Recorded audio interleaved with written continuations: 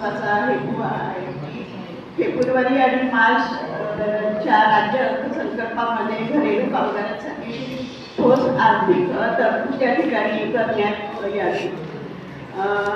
गेल्या 1 महिन्यापासून ही आर्थिक तरतूद करावी याकरिता आम्ही माननीय आमदार साहेबांना या ठिकाणी आम्ही निवेदन सुद्धा या ठिकाणी दिलं आहे। प्रत्यक्ष त्यांच्याशी आम्ही भेट घेतली आहे आणि त्यांनाही विनंती केली की हे आपण अर्थसंकल्पीय अधिवेशनामध्ये हा मुद्दा प्रामुख्याने या ठिकाणी मांडावा आणि म्हणून एका व्यापक दृष्टीने 10 मार्चला आझाद मैदान येथे आणि घरेलू कामगारांचा मोर्चा सुद्धा या ठिकाणी आहे अर्थसंकल्पीय अधिवेशनाच्या दृष्टिकोनातून।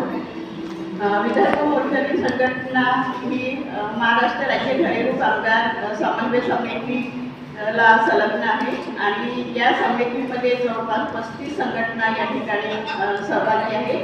10 मार्चला या सगळ्या संघटना आणि त्यांच्या घरेलू कामगार प्रतिनिधी या ठिकाणी उपस्थित राहणार आहे। विदर्भ मोर्चाची संघटना ही 1980 पासून घरेलू कामगार महिलांकरिता या ठिकाणी काम करते आहे। त्यांचा संघटनेचा काम करण्यामागचा महत्त्वाचा हेतू की घरेलू कामगारांच्या हक्क, सामाजिक सुरक्षितता व सन्मानासाठी संघटितपणे कार्य करणे हा आहे। घरेलू कामगार हे दोन्ही शहरी आणि ग्रामीण भागामध्ये आज आपण या ठिकाणी बघतो आहे। जवळपास नागपूर शहरामध्ये 2.5 ते 3 लाख घरेलू कामगार या ठिकाणी कार्यरत आहेत आणि आपण आपल्याही काही घरांमध्ये घरेलू कामगार असतीलच आणि म्हणून 2008 सरकारने या ठिकाणी घरेलू कामगार अधिनियम या ठिकाणी कायदा केला विदर्भ मोर्चाची संघटनेच्या कार्यामुळे आणि म्हणून त्याच्यामध्ये फार 4 तुटपुंज्या अशा योजना सरकारने या ठिकाणी आणल्या। पहिली म्हणजे की या ज्या घरेलू कामगार आहेत त्या घरेलू कामगारांची वेलफेअर बोर्डामध्ये नोंदणी करावी। त्यानंतर दुसरं महत्त्वाचं म्हणजे की जी 55 ते 59ची जी काही महिला आहे ती महिला त्याची आपल्याला प्रत्येकाला माहीत आहे की एक उतरतं वय आलं की आपल्याकडनं काम होत नाही आणि ती आपली म्हणजे निवृत्तीचं वय या ठिकाणी असतं आणि प्रत्येकाला कुठलं जो काम करत असेल त्यापासून निवृत्त होणं गरजेचं असतं। त्याची तेवढी सक्षमता आपल्यामध्ये नसते आणि म्हणून आम्ही पण सरकारला म्हटलं की या घरेलू कामगारांना एक 5,000 पासून पेन्शन या ठिकाणी सुरू करावी आणि म्हणून दुसरी महत्त्वाची त्यांनी पेन्शन न देता या घरेलू कामगारांसाठी सन्मानधन म्हणजे आम्ही या 55 ते 59च्या महिलांचा आम्ही ज्या काम करतात आहे आणि या निवृत्तीला येतील आणि म्हणून आम्ही या महिलांचा सन्मान या ठिकाणी करतो आहे आणि मग दुसरी योजना ही सन्मानधनाची योजना या ठिकाणी 10,000 रुपयाची त्यांच्याकरिता दिली। तिसरी महत्त्वाची योजना अशी कायद्यामध्ये आहे की ज्या घरेलू कामगार काम करत असताना त्या गर्भवती राहिल्या तर त्यांचं म्हणजे डिलेवरी झाल्यानंतर 5,000 रुपयाची या ठिकाणी कायद्यात तरतूद केलेली आहे। चौथं महत्त्वाचं म्हणजे की या घरकाम करत असताना जर एखाद्या महिलेला मृत्यू आला असेल तर 2,000 रुपयाची तिच्या अंत्यसंस्काराकरिता म्हणजे सोय या ठिकाणी केलेली आहे। परंतु 2008ला हा कायदा झाला आणि 2011 पासून बोर्डाची या ठिकाणी स्थापना म्हणजे गठन करण्यात आलं। 2011 ते 2014 या ठिकाणी आघाडीचं सरकार या ठिकाणी आणि म्हणून त्याच काळामध्ये कोरोना पण आला आणि सरकारला आम्ही निवेदनं देऊन आणि सरकारशी प्रत्यक्ष भेटून त्यांनी कोरोनाच्यामुळे बऱ्याच महिलांचे या ठिकाणी काम पण हातातून गेले आणि जे अर्थार्जनाचं साधन होतं ते त्यांच्याकडे उपलब्ध नव्हतं आणि म्हणून एक निधी या घरेलू कामगारांना द्यावा म्हणून आम्ही सरकारशी डॉयलाग करून 250 कोटीचं एक पॅकेज या ठिकाणी मिळवून घेतलं। ते म्हणजे संत जनाबाई ही योजना प्रत्येक महिलेला 1,500 रुपयाची त्यांनी या ठिकाणी मदत केली। दुसरं महत्त्वाचं की 3 वर्षाच्या 11 ते 13च्या काळामध्ये काही महिलांना सन्मानधन सुद्धा 10,000 रुपये या ठिकाणी देण्यात आलं। परंतु 2014 ते 2024ची जी काही परिस्थिती आपण बघतो आहे ती परिस्थिती आमच्या घरेलू कामगारांसाठी आशादायक नाही असं आम्हाला या ठिकाणी म्हणावं लागेल. त्यातही या गेल्या 12-13 वर्ष 14 वर्षांमध्ये 10 वर्षांमध्ये आम्ही जे काही आंदोलन करतो आहे, पत्रकार परिषदा अनेक वेळाला घेतल्या आहेत. प्रत्येक आमच्या हिवाळी अधिवेशनामध्ये मोर्चा असतो.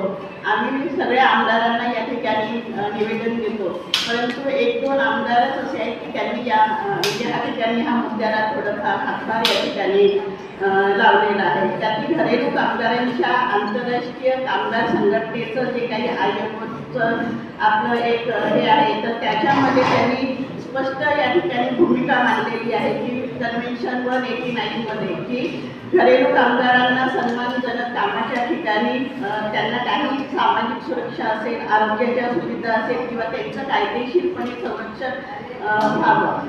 या ठिकाणी त्यांना किमान सामाजिक सुरक्षा, आरोग्य असेल हे त्यांना त्यांच्या कामाच्या वेळेला या ठिकाणी मिळणं गरजेचं आहे. आणि म्हणून ही शासनाची सुद्धा या ठिकाणी जबाबदारी आहे असं आम्हाला या ठिकाणी वाटते. आणि म्हणून या ठिकाणी घरेलू कामगारांचं जे काही नोंदणीचं असेल, कल्याणकारी बोर्डाची स्थापना असेल, त्याच्या आम्हाला 2014 ते 2024 आता 26 आलेला आहे. तर या काळामध्ये वन मॅन शो या ठिकाणी बोर्ड आहे, म्हणजे जो काही त्रिपक्षीय बोर्ड या ठिकाणी असायला पाहिजे, म्हणजे शासनाचे प्रतिनिधी, संघटनांचे प्रतिनिधी आणि घरेलू कामगार. परंतु या ठिकाणी एकाधिकाराचं बोर्ड या ठिकाणी आज आपल्याला या ठिकाणी दिसते आहे. कुठल्याही पद्धतीची घरेलू कामगारांना सामाजिक सुरक्षेच्या दृष्टीने कुठल्याही योजना राबवताना या ठिकाणी आमच्याही लक्षात येत नाही किंवा त्यांना तो फायदा या ठिकाणी मिळत नाही. 2021 मध्ये सरकारला मुंबई उच्च न्यायालयाने सांगितलं की जो काही त्रिपक्षीय कामगारांचे प्रतिनिधी असतील, नियोक्त्याचे प्रतिनिधी असतील आणि शासनाच्या प्रतिनिधी तिन्ही पक्ष मिळून हा कल्याणकारी बोर्ड या ठिकाणी स्थापन झालेला होणं गरजेचं आहे, परंतु अजूनपर्यंत ते या ठिकाणी झालेलं नाही आहे. आणि म्हणून या घरेलू कामगार आहेत या सगळ्या सोयींपासून या ठिकाणी खूप वंचित आहेत, दुर्लक्षित आहेत. त्यांना आजार, वेगवेगळ्या प्रकारचे व्याधी या ठिकाणी होतात. आणि म्हणून आम्ही सरकारला ESI योजना सुद्धा या ठिकाणी राबवावी यासाठी आम्ही खासदारांना सुद्धा पत्र या ठिकाणी दिले, आमदारांना सुद्धा या ठिकाणी पत्र दिले, कारण की याकरिता सरकारकडे, केंद्र सरकारकडे खूप मोठा बजेट या ठिकाणी आहे, परंतु ती सुद्धा या ठिकाणी सोडू होऊ शकते नाही. अनेक काम करताना महिलांना अनेक आजार येतात. कालच एका महिलेला वर्षानंतर 60 वर्ष झाल्यानंतर घरेलू कामगारांना माझी पेन्शन या ठिकाणी मिळायला पाहिजे. त्यांचा जर अपघात झाला असेल तर त्यांच्यासाठी अपघातासाठी जीवन विमा सुद्धा असणं गरजेचं आहे. आणि म्हणून या अर्थसंकल्पीय अधिवेशनामध्ये आमची सरकारला मागणी आहे की दरवर्षी त्यांनी 1000 कोटी रुपयाची तरतूद या ठिकाणी करणं गरजेचं आहे. कारण की आम्ही वेगवेगळे उपाय सुद्धा शासनाला सांगितले. शासन आपल्याला माहीत आहे की महसूल वेगवेगळ्या याच्यातनं महसूल या ठिकाणी गोळा करत असतो.